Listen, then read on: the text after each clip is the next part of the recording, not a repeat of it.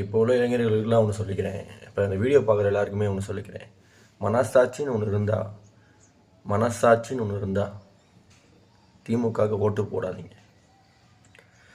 ஏன் நான் சொல்கிறேன்னா, வீடியோ பார்த்துட்டு சிரிக்காதீங்க அடுத்த பட்சம் மாற்றி ஒன்று யோசிங்க, சிந்திச்சு பாருங்கள். திமுக கட்சிக்காரர்களாகவே நீங்கள் இருங்க, சிந்திச்சு பாருங்கள். சிந்திச்சு பார்த்து நான் இந்த கட்சிக்கு ஓட்டு போடுங்க, இந்த கட்சிக்கு ஓட்டு போடுன்னு சொல்லலை. எந்த கட்சி செய்யுது? 4.5 வருஷம் ஆச்சு உங்களோட ஸ்டாலின் சொல்லிக்கிட்டு தெரியுறாங்க. 1000 ரூபா கொடுத்தாங்க, 7 ரூபா பஸ்ஸாக ஃப்ரீ கொடுத்தாங்க. இதை தவிர என்ன கொடுத்தாங்க? தாலிக்கு தங்க கொடுக்கல, லேப்டாப் கொடுக்கல, சைக்கிள் ஒழுங்காக கொடுக்கல, உணவு திட்டம் இல்லை, சத்துணவு திட்டம் இல்லை, அம்மா உணவத்தையும் மூடிட்டாங்க. முக்கியமான திட்டங்கள், அதாவது கல்யாணம் பண்ணால் 50,000 உதவித்தொகை கொடுப்பாங்க, இதெல்லாம் கொடுக்கல. இப்போ என்னமோ மாதம் பையங்களுக்கு 1000 ரூபா ஏறுங்கிறாங்க படிக்கிறப்ப. அது சரியாக ஏறல யாருக்குமே. பெண்களுக்குமே பாதி பேத்துக்கு ஏறுறது கிடையாது. ரேஷன் கடையில் சரியாக பொருள்கள் போடுறது கிடையாது. பொங்கல் காசு தரேன்னு சொல்லியிருக்காங்க, அந்த பொங்கல் காசுமே சரியாக வர்றது கிடையாது யாருக்கும்.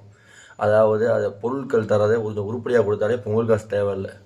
அதே மாதிரி நீங்கள் ரோடு போட்டு தண்ணி கொடுத்து மக்களுக்கு ஒரு நல்ல மருத்துவ முகாம், அதாவது ஏரியாவுக்கு ஒரு மருத்துவ முகாம் ஓப்பன் பண்ணி ஆம்புலன்ஸ் மூலிமா ஏரியாவில் நடமாட மருத்துவம் அதிகமாக்கி இதெல்லாம் செஞ்சாலே மக்கள் யாரையும் இந்த 1000 ரூபா கேட்க மாட்டாங்க.